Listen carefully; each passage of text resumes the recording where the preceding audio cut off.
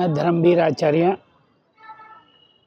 ये मेरा सौभाग्य है कि हम अखिल विश्व गायत्री परिवार से और परम पूज्य पंडित श्री राम शर्मा आचार्य जी से दीक्षा लिए और राष्ट्रीय और अंतर्राष्ट्रीय स्तर पे सामाजिक, आध्यात्मिक, नैतिक विभिन्न तरह के जो गतिविधियां और क्रांतियां जो चलाई जा रही उसमें माध्यम बनने का सौभाग्य प्राप्त है।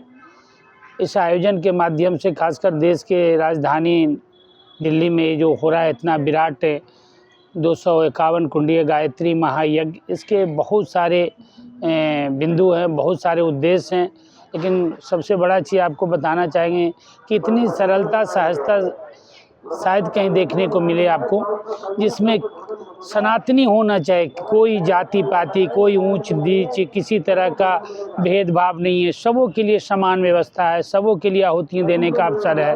तो ये गायत्री परिवार ने कथनी करनी में समानता दिखाया और हम सब लोगों को प्रेरणा लेना चाहिए।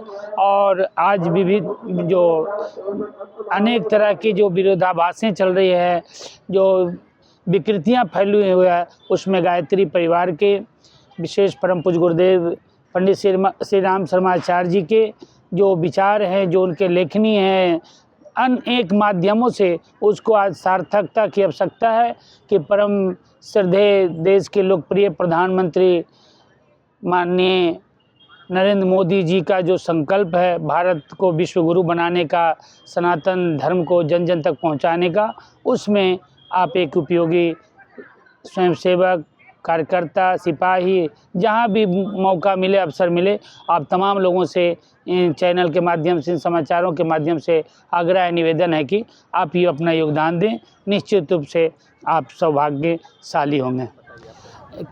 ये मेरा सौभाग्य है कि मैं 1984 में परम पूज्य पंडित श्री राम शर्मा आचार्य जी से दीक्षा लिया और तब से जुड़े हैं और अनवरत इतना मिला कि मैं व्यक्त नहीं कर सकता हूँ।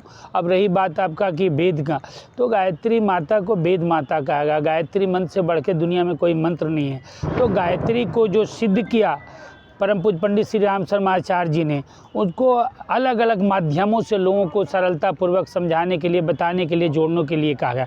तो ये वेद माता है, विश्व माता है और वेद मंत्र हैं, तो सर्वश्रेष्ठ हैं। तो निश्चित रूप से वेद जो ज्ञान है और उसी को ज्ञान को और सरल सहज करके विभिन्न छोटी बड़ी अनेक पुस्तकों के माध्यम से, मंत्र लेखन के माध्यम से, समाचारों के माध्यम से उन्होंने मानव जीवन को, मानवता को सार्थक करने के लिए उन्होंने जो कार्य किया अद्वितीय है और हम लोगों को उसके लिए अभियान में शामिल होने का सुअवसर दिया। निश्चित रूप से युवाओं जो होता है वो भविष्य का वही नींव होता है। जितनी भी क्रांतियाँ हुई, इतिहास साक्षी है, चाहे वो धार्मिक क्रांति हो, राजनैतिक क्रांति हो या किसी भी तरह की क्रांति हो, तो युवाओं के बल पे होता है, युवाओं के माध्यम से होता है। और निश्चित रूप से हम अगर नहीं जुड़े होते इस संस्था से, गायत्री परिवार से, तो शायद आज जहां हम पहुंचे हैं, जो देश के लिए, समाज के लिए, अपने लिए, जो परिवार के लिए जो कर पाए, शायद नहीं कर पाते। तो निश्चित रूप से मतलब हम व्यक्त नहीं कर सकते कितना परिवर्तन हुआ और कितना लाभ मिला।